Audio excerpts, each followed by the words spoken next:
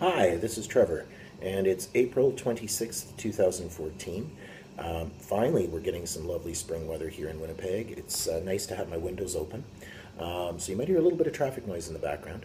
I'm coming to you from my home today, and incidentally, this is the location that I will be doing a majority of my online work from.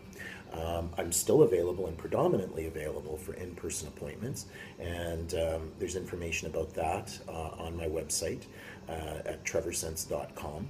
And that's also where you'll find out a little bit about a new aspect that I'm offering. Over time, I've had clients move away or tell their friends that are far away about my readings. So people have been asking me to offer a similar kind of service to my in-person appointments. So on a limited basis, I am now available to do some readings over Skype. It's a bit different. It's not quite the same as the person-to-person connection that goes on, of course, but I actually have found in these readings that I'm able to pick up a great deal still intuitively, and there's also the technical interpretation of the cards, and that's where, you know, a lot of my reading is intuitive, but there's also that added aspect of the tarot. So that's going well, and I'm enjoying it. And again, you can find out more information about that on my website. But it's been a little while since I've done a video blog, and I've been missing it, and it's nice to be able to catch up. And I was thinking about topics and the different things that I could share about. And then it really just came to me that I should let the cards decide what today's video is going to be about. So I'm shuffling the cards, no pre-preparation, and I'm going to cut them, and let's see what comes up. Oh, it's the Two of Wands. Right? And I'm working with the Rider-Waite Tarot deck. It's the deck that I use more than any other. And I've been coming back to it again and again over the last 30 years because it's such a well-illustrated deck. It allows me to give something visual, you know, to the person I'm reading for that articulates oftentimes what I'm picking up intuitively. So there's both the intuitive connection and then there's also the tarot. Now, the Two of Wands itself shows a figure who's holding a globe. And he's also holding up a staff, and he's using it like a surveying tool. There's one staff that is fixed to the castle wall, and another that is movable, right? So there's this sense of fixed ideas, and then also where there's flexibility. And all of the twos have, because you'll see this with the numbers, the twos have in common something. You know, so when you're studying tarot, you're oftentimes sort of saying, what do these symbols, you know, say in relation to one another? And oftentimes the twos have to do with decisions and choices, but also the relationship between our inner sense of our lives and the outer kind of reality and how those things have to interact. So, you know, you've got some very fixed ideas and then some things that you're having to kind of question and look at in relation to that. If you were, say, job hunting, and you had looked around back in the fall and nothing had seemed available, the Two of Wands might be saying, look again, because maybe the market has changed.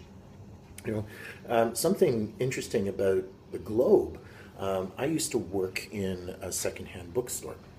I had my office in my friend's secondhand bookstore, and he had a lot of curios and different things for sale. And one of the things that oftentimes came and went were older globes. And the interesting thing is that they were curiosities because sometimes the names of countries change, sometimes political boundaries change, sometimes the actual physical landscape will change. You know, you look at the after effect of a flood, or you know, sometimes the geographic, you know, events or geological events that go on. Like I said, this is unrehearsed, and your globe may become outdated. So I like to think with the Two of Wands, you know, that there's speculation that's going on. We might have our experience, we might have our preset ideas, but we also have to be kind of looking at the actual fact in terms of how those things stand. I remember back in the 1980s, a friend of mine was very interested in something we all thought was controversial. And she was interested in studying this new thing called conflict resolution. And at that time, there were only one or two places in the world where you could go to study that. It's now standard curriculum. It's available everywhere. So that's sort of an example of, you know, how the terrain and the possibilities can work in different ways. So Two of Wands is about that sense of having sort of our fixed ideas, but also that need for flexibility, amongst other things. You know, a reader has to look at what that card is saying in relation to the other cards, and also what you are receiving intuitively. Otherwise, you're just reciting what you've memorized. And real reading is keeping the symbols kind of fluid and letting them articulate things in a new way. Something I've mentioned in other places is that even dictionaries have to get updated. You'll notice that words oftentimes have, you know, meanings numbered after them. And over time, the meanings will change and they'll shift. So that's also another example of where there's structure, and structure is very much tied into the wands. You know, how we plan and how we formulate things and how we kind of set up those orders. But you also have to be able to kind of go with the flow and make decisions. Right? So that's just some random thoughts on the Two of Wands. I'm getting ready now for a busy day at work. I'm heading off to Elemental Book and Curiosity Shop. That's my primary location here in Winnipeg. And information about that and the Skype readings, as well as some events that are coming up, is all on my website at trevorsense.com. So we'll look forward to seeing you either in person or perhaps over Skype, or again when you tune into my next video, and we'll see what that card will be about. Have a great day, and happy spring.